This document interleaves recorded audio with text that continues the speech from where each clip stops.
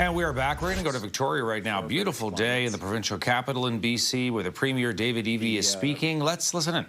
Provincial government, I am committed, provincial government's committed, my colleagues are committed to getting all of the answers for British Columbians about how this could possibly have happened, who this individual was, what happened in the time leading up to his horrific attack, and how we can move forward.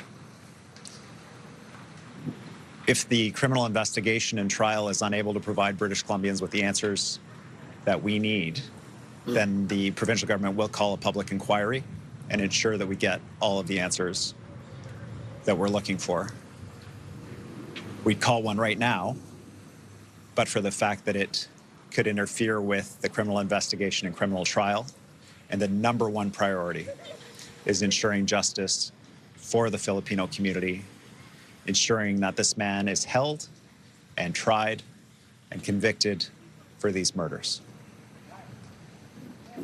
In the interim, I know that there are also a group of people looking for answers and advice and information. Anyone that's thinking about hosting a public event over the summer, bringing British Columbians together to celebrate, what do we need to do? How do we plan for this? What if this happens to us? And we can't wait to get those answers. So we will hold an independent commission. It will be a quick turnaround, gathering information on best practices from other jurisdictions, understanding from police in Vancouver, across the province and internationally, how best to practically secure events to minimize risk to the public so that people can feel safe and comfortable attending and celebrating with their communities this summer in British Columbia.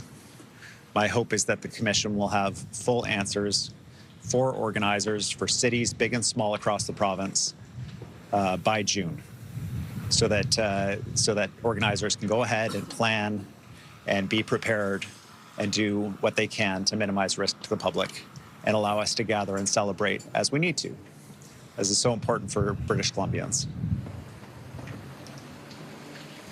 I'll just wrap up these remarks by directly addressing those who are in hospital, those who have lost loved ones. We stand with you. In the legislature today,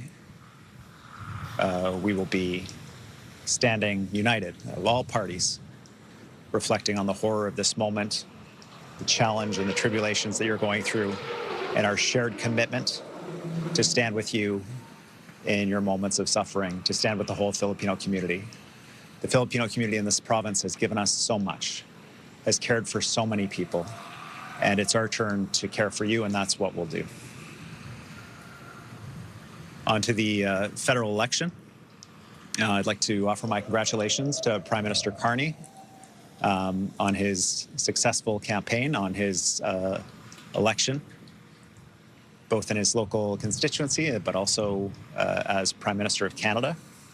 I look forward to working with him on the priorities that I think all Canadians have right now, which is ensuring that we are standing up strong to the threat presented by Donald Trump to our sovereignty, to our economy, to our jobs, that we work together, all provinces and territories, to ensure our country can stand on our own 2 feet, that we're growing our economy, that we're diversifying our markets, and we're standing arm in arm with countries around the world who share our values. British Columbia is a core part of this Canadian strategy to respond to the President's threats to our country. We will be central to the growth of the country's economy in the years to come because of our ports, because of our resources, because of our people.